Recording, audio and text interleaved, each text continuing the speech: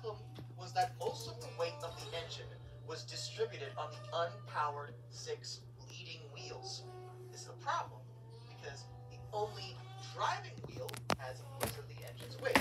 This basically means that this engine's tractive effort, namely its ability to pull things, was virtually non-existent.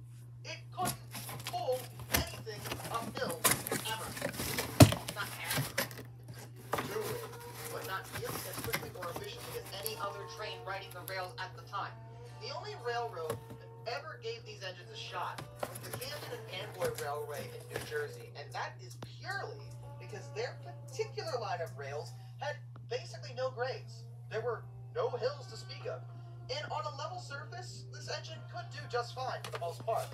But at the end of the day, the design was horrifically flawed for basically any other rail line. SR leader class. And hey, British Railways, get off my list.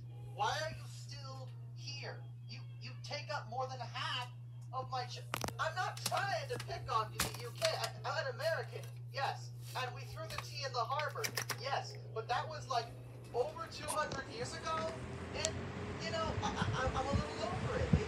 This isn't on purpose. It just happens that British Railways appears, based on my research, to have been slightly inept at their jobs. And introducing this thing, now, I never actually introduced it. It never got out of the experimental stage. But even at that point, this was ill-advised. Okay, so this is not what you think it is, I promise you. Then you look at this one, oh, is it a diesel train? Or, oh, is it an electric train? Oh, yeah, good guesses, good guesses. This is a steam engine. I can see this robot all up to our block.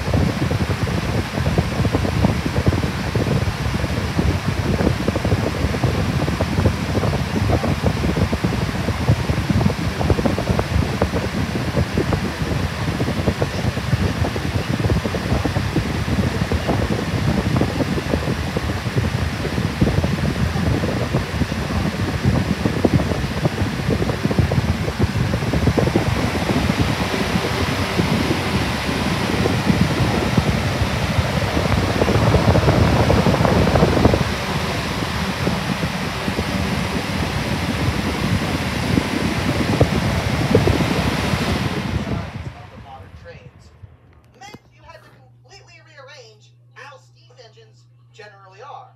This meant working from the ground up with new parts, more expensive materials, and all sorts of stuff.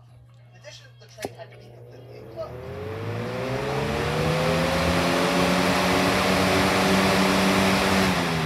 Sharing the same space on any classic-style steam engine were now completely separated, and the fireman was forced to work in a tiny cramped room